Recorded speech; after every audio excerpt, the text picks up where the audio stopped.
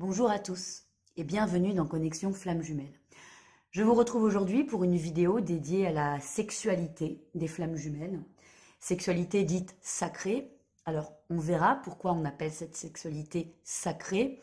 Le lien de flamme jumelle, on l'a vu, j'aime pas le mot obéi, mais est régi par par une certaine mécanique, c'est un système qui va aussi s'adapter à la sexualité, donc cette fameuse sexualité sacrée dont on va parler. Mais je ne peux pas dire, pour parler de l'autre sexualité, sexualité classique, sexualité normale, sexualité lambda, sexualité traditionnelle, parce que justement, la sexualité, y compris dans le lien de flamme jumelle, c'est le haut lieu de l'expression absolue de l'intime et de notre singularité. Je vais faire un petit préambule qui va poser la base de ce qu'on va devoir comprendre ensuite dans ce qui fonctionne ou dans ce qui ne fonctionne pas justement dans cette sexualité dans le cadre du couple flamme jumelle. Par contre, ce qu'il faut immédiatement dire en ouverture de cette vidéo, c'est que la sexualité au sein du couple flamme jumelle n'est absolument pas quelque chose d'évident immédiatement. On va le voir.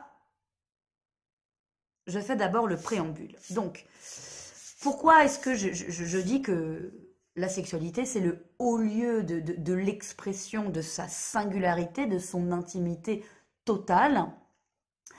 C'est parce que nous sommes un corps et une psyché.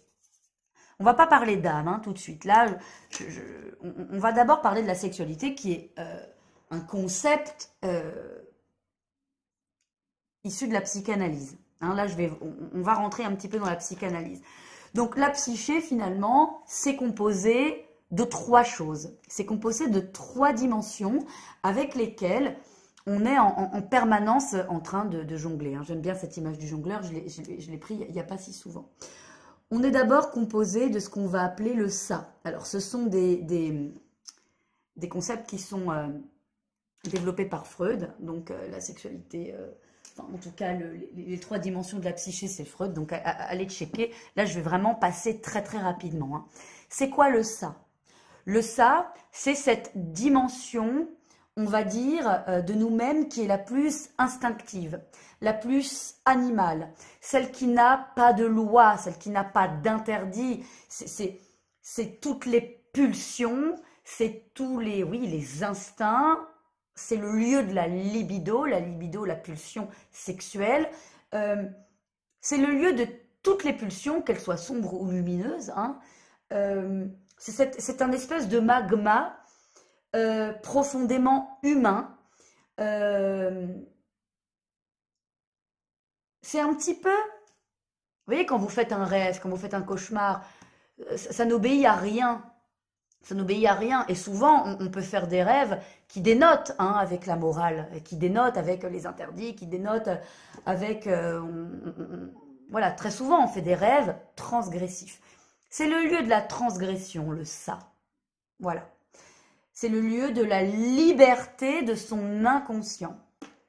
Et l'inconscient, c'est cette fameuse dimension dont on parle énormément dans ce fameux parcours flamme jumelle qui renferme les blessures, les traumatismes,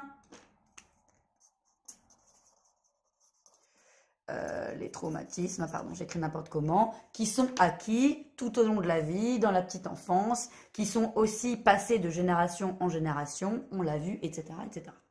Donc le ça, voilà, c'est le lieu des pulsions, c'est le lieu de l'inconscient, de la matière inconsciente. On a ensuite le surmoi. Le surmoi qui vient composer notre psyché. Le surmoi, qu'est-ce que c'est? Le surmoi, c'est tous les interdits extérieurs acquis dans l'éducation, hein, l'éducation par les parents, acquis par l'éducation dans la société, les lois sociales, l'éducation culturelle, les lois culturelles, l'éducation religieuse, pour ceux qui y pratiquent, les lois religieuses, pourquoi pas, les lois spirituelles aussi, hein, tout rentre à partir du moment où un élément extérieur à soi-même vient nous imposer une ligne de conduite, ce qu'on appelle l'éducation au sens large, le déterminisme au sens large, bon, à nuancer le déterminisme, enfin bref, ça c'est le surmoi, c'est-à-dire l'acquis de tous les interdits moraux, religieux, sociétaux, etc., etc., qui viennent s'opposer au ça. Et donc, comment on fait pour savoir est-ce que là on obéit à une pulsion ou est-ce que là non, c'est interdit? Comment on fait pour que ça gagne? Le petit diable et le petit ange, qui c'est qui décide, qui c'est la police de tout ça? C'est le moi. Voilà, le moi, c'est ce qu'on peut appeler globalement la personnalité, c'est ce médiateur entre le bouillonnement intérieur, alors c'est ce qu'on appelle aussi en psychanalyse l'inné et l'acquis, hein, ce qui est en soi et ce qu'on va apprendre de l'extérieur. Mais là encore, je ne vais pas développer complètement parce que ce n'est pas le sujet. Voilà, globalement, pour être un être équilibré, adapté à son entourage, adapté à la société, voilà, ne pas transgresser, ne pas être un criminel en puissance, tout ça, bon. Donc, il y a le moi. Voilà, il y a le moi, il y a la petite police intérieure. Alors évidemment, et c'est là où vous comprenez qu'on n'est pas tous organisés de la même manière dans ces dimensions. Voilà, si on a des carences éducatives, eh bien parfois, on va laisser s'exprimer le ça. Alors je ne vais pas, voilà, hein, criminalité, etc., etc. Ou alors, quand on a un surmoi mal acquis, voilà, on peut se faire une justice ou un système de valeurs individuellement qui va être à l'opposé d'un système de valeurs collectif. Bref, bon là, je digresse, on va rester dans ce qui nous intéresse, les flammes jumelles. Donc, globalement, ces trois dimensions de la psyché, et vraiment, je prends des raccourcis et j'y vais avec mes gros sabots, donc n'hésitez pas à aller nuancer, à aller affiner hein, ce savoir-là dans vos propres recherches. Mais globalement, ça, c'est ce qui va fonder, déterminer, programmer la personnalité individuelle d'une personne. Ok. Dans le lien de flamme jumelle, toutes ces fameuses blessures, donc on vous dit d'aller transcender, d'aller guérir, elles sont logées quand même dans le ça, hein, dans l'inconscient, et elles peuvent aussi être générées et trouver leurs origines dans le surmoi, c'est-à-dire des règles trop restrictives, trop de pression, etc. L'expression du surmoi dominant, ça va être aussi un petit peu ce qu'on va appeler dans cette fameuse terminologie flamme jumelle, l'énergie tierce, c'est-à-dire un système de valeurs extérieur à soi qui va prendre le dessus hein, sur la régulation personnelle. Voilà. Finalement, un moi équilibré, c'est un système de régulation qui fait qu'on est bien dans sa peau. Hein. Et dès qu'il y a des boursouflures quelque part, bon, ça donne un moi déséquilibré, pas très épanoui, blablabla. Donc en gros, quand on vous dit harmoniser le yin et le yang, quand on vous dit vous défaire de vos blessures, quand on vous dit accéder à la complétude, etc., etc., on revient finalement toujours à la même chose. Là, c'est la lunette de la psychanalyse sur mes autres schémas avec le yin-yang. C'est la lunette de l'énergétique, etc. Enfin voilà, on peut changer de lunette. Finalement, à chaque fois, on demande la même chose. C'est d'être auto-régulé. Voilà, de manière équilibrée. Donc, en essayant de guérir, apaiser, parce que la guérison totale n'existe pas tant qu'on est humain et qu'on a un ça, d'apaiser les traumas. Voilà, bien, bien. Donc ça, c'est la base. Donc finalement, la sexualité, qu'est-ce que c'est? C'est le lieu absolu de l'intime, en ce sens qu'il est le lieu dans lequel on s'autorise vous l'avez tous vécu, l'absence du moi. Dans la sexualité, en général, le moi, il reste, voilà, on balance son pull, le moi reste dans le pull. La sexualité, c'est le lieu dans lequel on va soit, et là encore, ça dépend de chacun, et c'est à nuancer chez chacun, soit on va se laisser aller à exprimer notre ça, c'est-à-dire nos pulsions, nos instincts dénués de certaines règles, et du surmoi, hein, les codes sociaux, les codes moraux, là où on peut aller expérimenter ce qu'on refoule, nos frustrations, etc., dans une limite raisonnable. Je ne parle pas de la criminalité, etc. Vous avez bien compris, j'espère, hein, qu'on est dans un cadre, voilà. On parle de transgression, on ne parle pas de criminalité ici. Ou alors, on va cristalliser le surmoi, c'est-à-dire tout un tas d'interdits, tout un tas de règles. D'accord? Ça, c'est important parce que dans nos polarités flammes jumelles en miroir, la sexualité, dans la lunette psychanalytique, et on va le voir dans la lunette énergétique yin-yang, ne va pas être vécue de la même manière puisqu'on est en miroir inversé. On retombe sur nos pieds. On y va. On a... Dans la sexualité flamme jumelle, alors d'abord, avant d'aborder la sexualité pure et dure, on va aborder la question du désir. Le lien de flamme jumelle, on l'a vu, je vous mets une petite image. Je l'ai évoqué dans la vidéo que j'ai faite il y a quelque temps sur la réunion. À la fin de la vidéo, je parle de la fusion. Qu'est-ce que c'est que la fusion des flammes jumelles? C'est une fusion énergétique qui passe par une sexualité sacrée extrêmement riche. Donc on va le voir, la sexualité sacrée, c'est le moment où les deux polarités, les deux pôles énergétiques, les deux corps, les deux chakras vont être imbriqués l'un dans l'autre par le biais du chakra sacré et dont l'énergie va se diffuser, hein, en circuit. Hein, on imagine ici une polarité, une deuxième polarité, 1, 2, 3, 4, 5, 6, 7, pardonnez-moi, on a rarement le sexe aussi haut, mais bon, hein, vous avez compris. Donc, on va avoir nos deux polarités qui, par le biais du chakra sexuel, par l'imbrication physique, hein, la matière, le corps, l'imbrication physique, on a une énergie qui va du coup, hop, hop. C'est beaucoup plus, c'est beaucoup mieux imagé sur le schéma que je vous ai, sur la petite image de tout à l'heure, hein, que je vais vous remettre. Hein, globalement, on a l'énergie, hein, qui va passer pour faire un circuit fermé. Donc, la sexualité sacrée, déjà c'est ça. Hein, c'est cette dimension, excusez-moi, je veux parler plus vite que ma bouche ne m'obéit. C'est cette dimension de fusion énergétique, de fusion des corps, mais surtout fusion des chakras, qui va nous faire passer, qui nous fait déjà nous réunifier en nous-mêmes, parce qu'on est en toute puissance énergétique à ce moment-là, et qui fait, qui reproduit l'œuf originel. Donc, on a bien compris que dans le parcours flamme jumelle, la fusion, c'est quelque chose qui va être effective dans l'autre monde, puisque les corps ne peuvent pas rester imbriqués en permanence, mais pour certains couples qui sont en fusion, dont je vais vous parler ensuite, il va y avoir, grâce à la sexualité sacrée réitérée, un lien énergétique comme ça qui va se développer de manière quasiment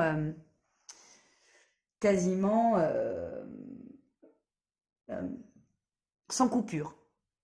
C'est-à-dire qu'il n'y aura plus besoin de venir se réénergiser lors d'un acte sexuel, même quand les corps seront séparés, au bout d'un moment, pour les couples fusionnés depuis plusieurs mois, etc., il va y avoir cette bulle énergétique autour d'eux, quelle que soit la distance. Cette fameuse ce fameux fil rouge énergétique qu'on a dès la reconnexion avec son jumeau ou sa jumelle, y compris quand on se sépare. Hein. C'est complexe, hein, le lien de flamme jumelle, parce qu'on est sur plusieurs niveaux. Avant d'arriver à cette fusion-là, évidemment, il y a beaucoup d'étapes. Cette fusion-là, tout le monde n'y arrivera pas.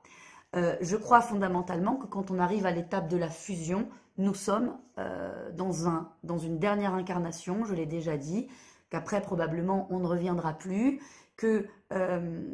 parce que si on a réussi à créer ça, c'est qu'on a quand même dépassé toutes les étapes. Il n'y a plus d'encrassement des chakras, il n'y a plus de... Voilà, il y a quelque chose, en tout cas, tout en restant encore humain, hein, évidemment, on n'est pas des saints sur Terre, mais globalement, on est quand même très très lumineux, on a quand même traversé un certain nombre de choses, et on est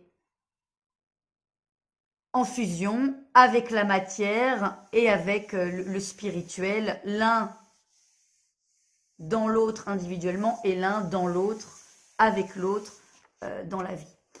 Et donc, en général, voilà, on ne reviendra pas. Par contre, il y a tout un tas d'incarnations, je l'avais expliqué dans ma pyramide des incarnations, tout un tas d'incarnations intermédiaires dans lesquelles, des fois, on n'ira pas jusqu'à la réunion, et dans d'autres cas, on aura des réunions, des prémices de fusion, etc. etc. Hein, on va en augmentant. Mais le moment de cette sexualité fusionnelle, fusionnée, c'est ça qui fait naître le vocabulaire, sexualité sacrée. C'est parce qu'une fois qu'on se reconnecte à cette autre énergie, on va avoir justement, on va lier en nous-mêmes, et moi je vous renverrai toujours à mon explication des chandeliers, que j'ai largement développé dans les autres vidéos, donc je ne m'y remets pas. On va véritablement être le canal entre la matière et le spirituel, ou le divin. Hein, la terre et le divin, la matière et le spirituel. C'est le moment où on est éternel. On est un corps et une âme unifiés, réunis, puissants. Ça, c'est la finalité. Mais on va démarrer par le point de départ, c'est le désir. Le désir dans le couple flamme jumelle, il arrive relativement tard. Quand je vous parle de désir, qu'est-ce que j'évoque? On a tous vécu des situations dans lesquelles, voilà, on est dans une soirée, ou on est au travail, ou on est dans la rue, ou 1000 situations, et il y a quelqu'un qui nous plaît. Pardon, il y a quelqu'un qui nous plaît, on le voit, on se dit waouh, ça cette personne est canon, trop belle, il est trop beau, et on ressent un symptôme physique de désir, on ressent une excitation. Voilà, hein, ça nous est tous arrivé, c'est tout à fait humain, c'est normal, hein, on est programmé quand même pour un petit peu pour ça, pour se reproduire, donc on a un sexe, on a du désir, on a des hormones, on a un stimuli visuel, on a un stimuli olfactif, machin, bon, on ressent de l'excitation, c'est la vie, c'est normal, on est humain, alléluia, heureusement que ça existe. Donc, on ressent ça et on va avoir une manifestation physique du désir, une excitation. Bah ça, si vous ressentez ça, bah c'est génial, profitez-en. Et en plus, si vous avez une histoire avec cette personne-là, c'est génial, profitez-en. Et si vous avez une relation sexuelle avec cette personne qui est satisfaisante, c'est génial, profitez-en.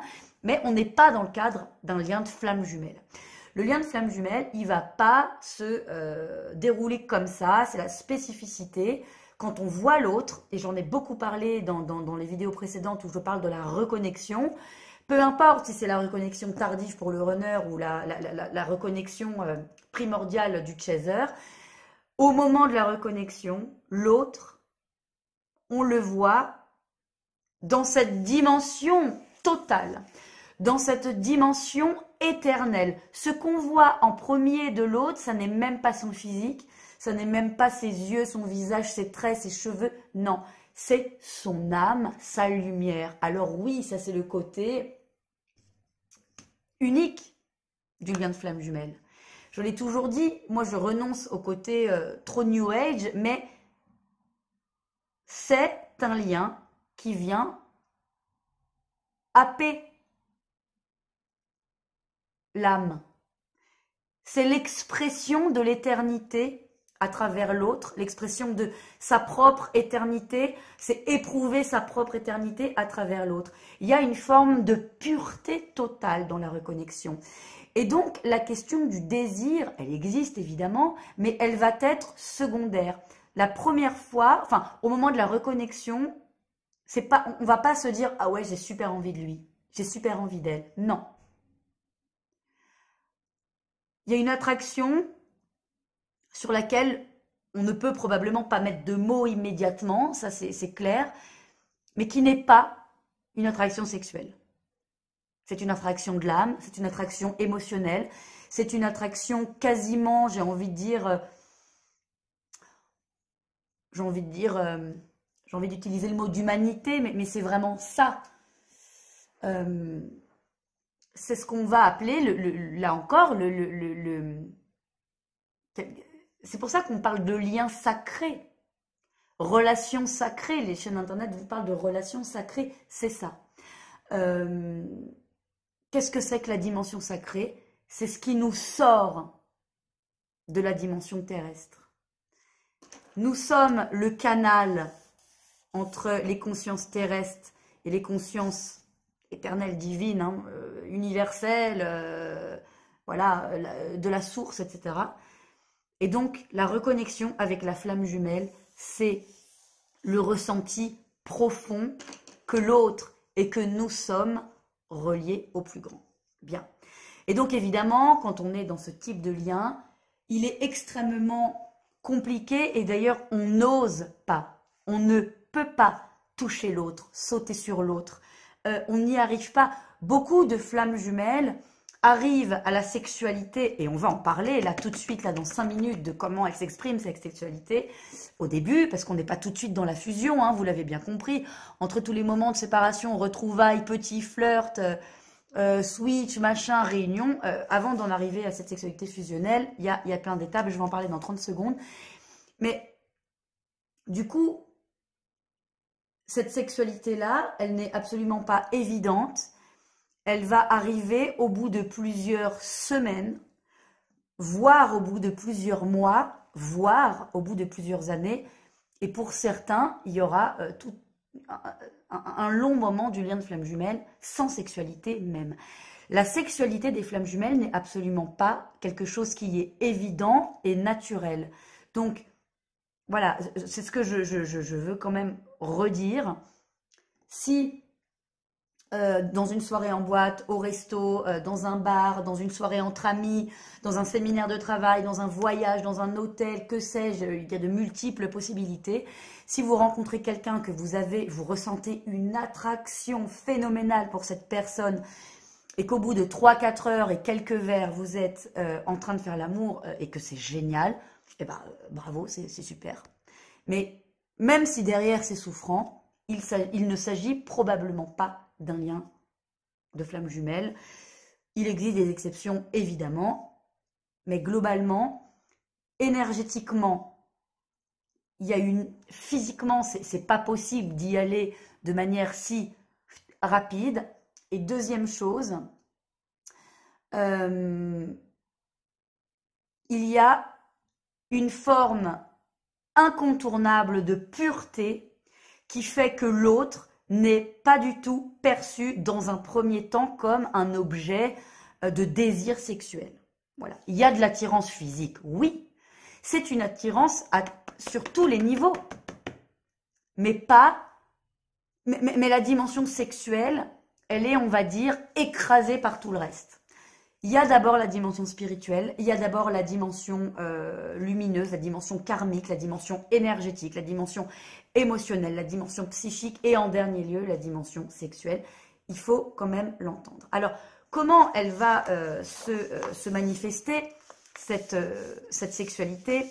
On l'a vu avec, je l'ai expliqué dans mon préambule, on a deux options, en gros, globalement, dans l'expression de la sexualité qui invite le moi à rester un petit peu sur le carreau. Vous l'avez tous vécu On ne parle pas des flammes jumelles 30 secondes. Vous l'avez tous vécu dans votre sexualité, de vous retrouver à un moment où soit il y a tout un tas de choses que vous ne voulez pas faire, que vous ne voulez pas entendre, que vous ne voulez pas vivre, que vous ne voulez pas sentir, parce que parce que non, c'est pas possible, c'est trop, je suis bloquée. Là, on va être dans l'expression du surmoi, qui est cristallisé dans la sexualité. Ou alors, vous l'avez tous vécu aussi, d'avoir au moment de la sexualité avec un partenaire ou avec tous les partenaires, l'envie, le désir d'éprouver des choses, de dire des choses, d'entendre des choses, de faire des choses qui peut-être sortent d'une certaine morale, d'un ordre établi, etc. etc. Et donc là, on va être plutôt dans une sexualité qui nous permet l'expression du ça. Là encore, je fais des généralités, mais de cette généralité, vous allez pouvoir affiner chez vous.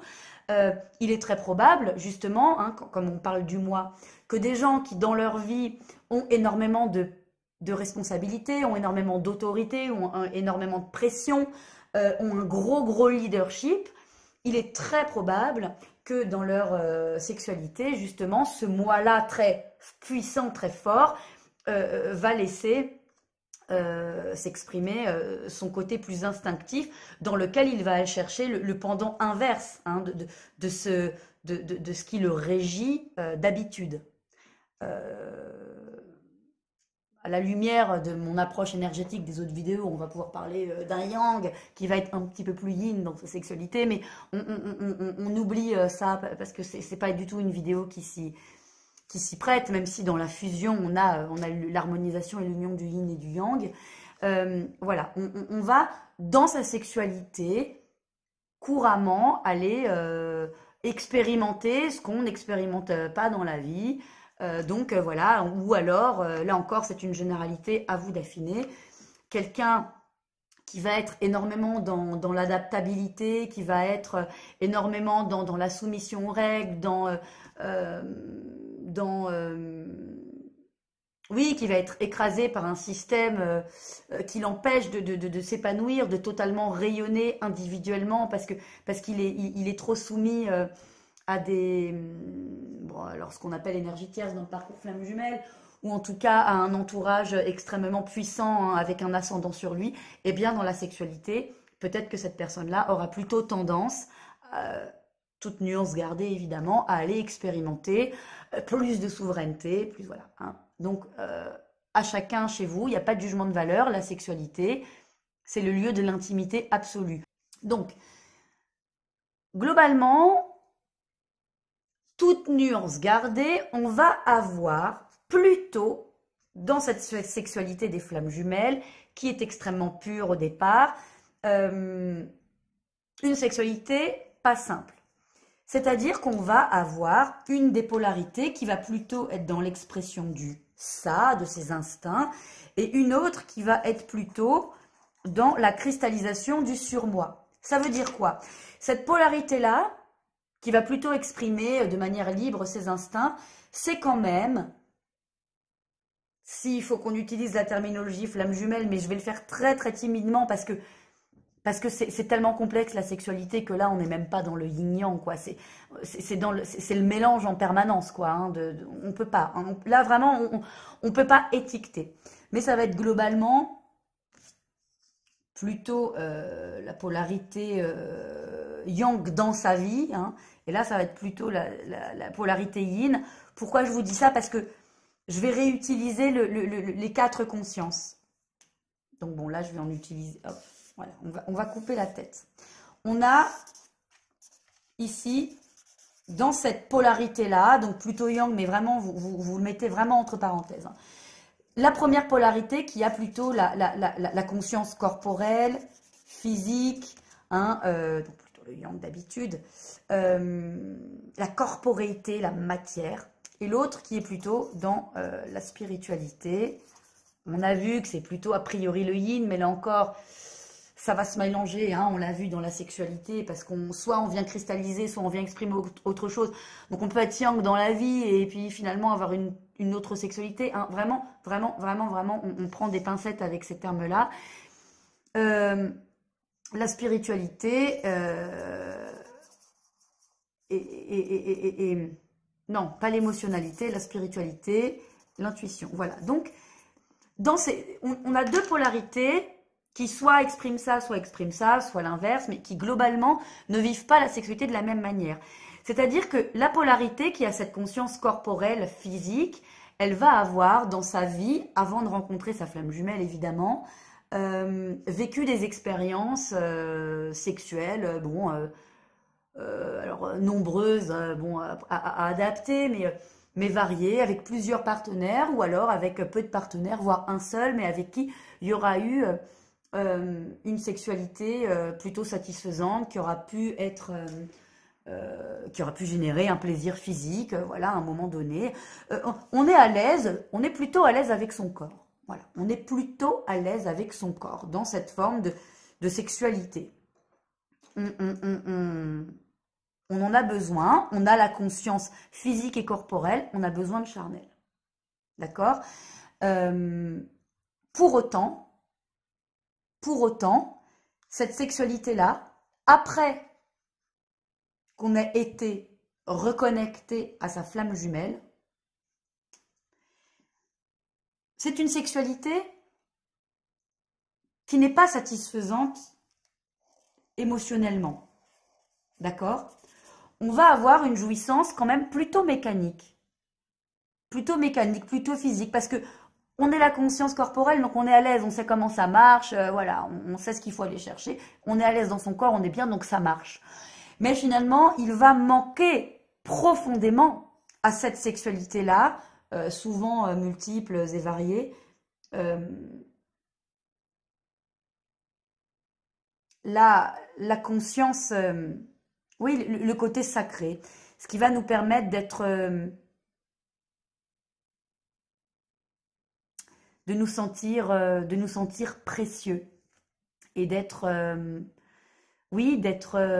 lumineux, voilà. Même si c'est une belle sexualité avec de l'amour, il y a un manque, il y a un vide. Il y a un vide. Émotionnellement, elle n'est pas satisfaisante. Au moment de la reconnexion avec sa flamme jumelle, on va investir et aborder la sexualité dans une forme d'entièreté, hein, puisqu'on a vu que le chaser, il est reconnecté en premier, ou le yang, ou enfin plutôt la conscience corporelle. Et à partir de ce moment-là, pour cette polarité-là, il sera extrêmement difficile, puisqu'elle aura été reconnectée en premier et du coup aspirée par la lumière, par la spiritualité, par quelque chose de beaucoup plus grand, par le sacré. Elle sort de sa dimension terrestre pour passer dans le sacré à la reconnexion. Eh bien, il sera extrêmement difficile ensuite de recommencer, d'avoir cette forme de sexualité uniquement mécanique. Et on a beaucoup de cas où dans cette polarité-là, reconnectée à sa flamme jumelle, même dans le cadre de la séparation, cette polarité-là aura beaucoup de mal à avoir une autre sexualité. Finalement, parce que une autre sexualité avec quelqu'un d'autre, ou une autre sexualité en dehors du couple flamme jumelle, parce que la sexualité d'avant la reconnexion le maintient profondément dans un état de vivance, on s'éprouve dans une vie beaucoup trop terrestre. Et il n'y aura plus de plaisir à n'être que dans le plaisir corporel mécanique. On aura besoin, après la reconnexion, d'une sexualité fusionnelle. Du coup, souvent, cette polarité-là, qui est plutôt chaser, plutôt yang, mais c'est à nuancer, à partir du moment où elle est reconnectée avec son autre, elle aura énormément de mal, alors que avant, elle avait une sexualité satisfaisante avec des partenaires machin. Elle aura été tellement projetée dans une dimension sacrée à la reconnexion qu'elle ne pourra plus se satisfaire d'une sexualité trop terrestre. Voilà. De l'autre côté, on a ce qui est probablement un petit peu plus le yin, un petit peu plus le runner, mais encore à prendre avec des pincettes, qui lui a une opinion extrêmement haute, extrêmement spirituelle et sacrée de la sexualité. C'est-à-dire que cette polarité-là, bon, qui peut quand même être le chaser, bon, ça m'embête. J'ai envie de mettre des étiquettes pour que vous sachiez de quoi on parle, parce qu'on ne peut pas toujours parler du flou Hein, il faut mettre des étiquettes, mais entendez bien que tout ça, c'est extrêmement mouvant hein, en fonction chez vous. On aura cette dimension, cette polarité-là, qui aura un attrait immédiat pour une forme de sacralisation de la sexualité. C'est-à-dire que dans sa vie, cette polarité-là n'aura jamais pu, avant la reconnexion avec la flamme jumelle, investir cette sphère corporelle et physique qu'elle investira après. Ça se traduit comment? Ça se traduit par une polarité qui aura une sexualité soit inexistante, soit abstinente, soit mécaniquement bloquée et insatisfaisante. Ça va se traduire chez les femmes, par exemple, par du vaginisme, par de la frigidité, par des blocages, des lieux où on ne veut pas qu'on la touche, par une incapacité de, oui, bon, je l'ai dit, une incapacité de jouissance, des dégoûts, hein, on est là-dedans. Et chez un homme, ça va se traduire par un problème mécanique qui va être souvent soit de l'éjaculation précoce, soit de l'impuissance, etc., etc. Parce que là aussi, il y a une insatisfaction émotionnelle, toujours dans la sexualité. C'est-à-dire que cette polarité-là vit la sexualité et a l'idée de la sexualité comme une fusion, dès le départ. C'est une fusion qu'elle est incapable, de laquelle cette polarité est incapable finalement d'avoir accès, parce que c'est une sexualité qui va venir cristalliser le surmoi. Donc là, on transgresse dans le corps et là, on se bloque dans la spiritualité. Je ne sais pas si c'est très clair. Globalement, ce que je veux dire, c'est que, notamment dans le couple flamme jumelle, il peut y avoir, et c'est relativement souvent, l'une des deux polarités qui retrouve un blocage physique. Parce que justement, dans notre couple flamme jumelle, je vous renvoie au cas de conscience de Fabien Marchand, la conscience physique et corporelle est désinvestie dans l'une des polarités. Pourquoi? Parce que c'est une polarité qui n'est pas construite, liée à un certain nombre de traumas que je développe pour la polarité yin, et qui donc va donner une difficulté de la sexualité. Et au moment finalement où ces deux-là se rencontrent, il y en a un qui est projeté dans le sacré et il y en a un qui est projeté dans le corporel, sauf que c'est un corporel qui ne fonctionne pas et donc on a une sexualité qui arrive tardivement parce que c'est tellement puissant l'attraction qu'ils ressentent l'un pour l'autre dans des dimensions multiples que cette sphère sexuelle, elle arrive vraiment à la fin. Ici par peur de décevoir, et ici parce que l'autre est vu comme quelque chose d'extrêmement sacré. Au moment où la sexualité arrivera malgré tout, parce qu'elle arrivera, évidemment, ce sera une sexualité qu'il faudra prendre le temps d'harmoniser. Ces blocages-là dont je parle, ne s'exprime pas forcément avec les autres, ou peut-être que si. Mais en tout cas, comme tout dans le lien de flamme jumelle, tout va être cristallisé dans le lien de flamme jumelle.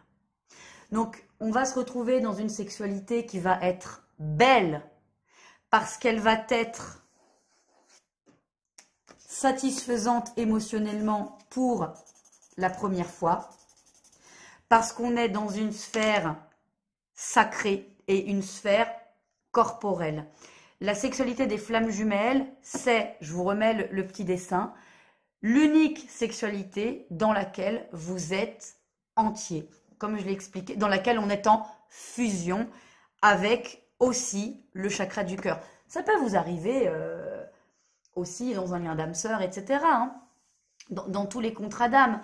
Mais la sexualité des flammes jumelles, elle est spécifique en ce sens qu'elle va venir cristalliser chez l'un le manque d'investissement de la sphère physique qui va ensuite évidemment se déployer avec la flamme jumelle.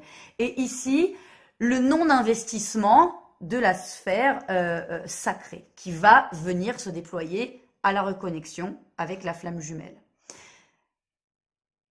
C'est finalement ce qu'on appelle l'unicité en soi. Hein.